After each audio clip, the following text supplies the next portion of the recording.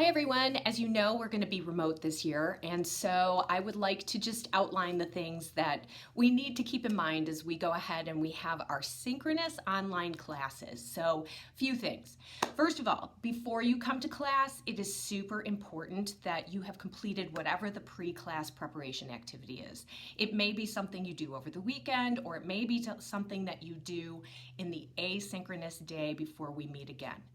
Make sure that you have found a quiet, appropriate learning space. I know that at my house that is particularly difficult. I've had to put signs on my doors and things like that, and I still get interrupted. But you want to try and find a quiet space where you can work. And you want to make sure that it's a clear workspace so that you have room for your spiral notebook or whatever else you need to have on hand so that you can work with the class activities.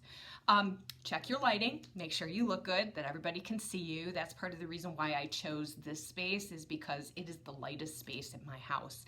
And when you sign in, please make sure that you put both your first name and your last name.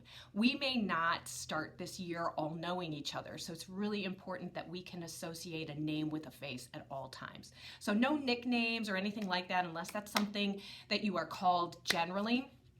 Like my name is Catherine, but my friends call me Kathy, so I would put Kathy in there, but make sure first and last name is in there. Now, once you get to class, you want to make sure that you're there on time, and you want to be paying attention, listen, and ask questions, particularly clarifying questions of me if there are things that you're being asked to do and you're not quite sure what it is that you're supposed to be doing. And if you don't happen to be talking or have questions, make sure that you're on mute, because even if we think it's quiet, a lot of times there's background noise, and if everybody's background noise is all compounding, it's going to make being in class kind of tough. So mute your microphone unless you have a question. The Zoom has some features. It has a hand-raising feature and it has reaction buttons.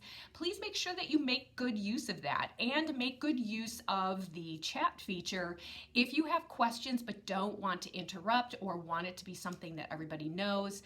We'll be using the chat feature to put links and other kinds of things in.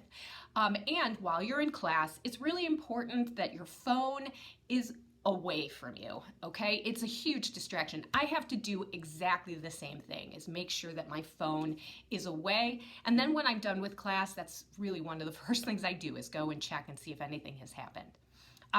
Once we're done with class, when we're at the end of the class meeting, there are a couple of things that I think that you should think about doing. First of all, you want to make sure that you review the goals that we set or that you personally have set, and make sure that you've actually met those goals. It's helpful if you go, hey, I'm going to ask one question during class, or I have usually a list of things that I need to ask my teacher. I took 2 classes this summer and I had a pad of paper right there so I could do that. And I always ask those at the end. Again, ask clarifying questions if going forward to your asynchronous, you don't quite know what you're supposed to do.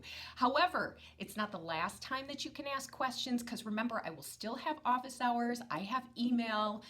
You can check with me on Remind. Whatever it is that you need to do, I am there for you. So you just have to ask questions.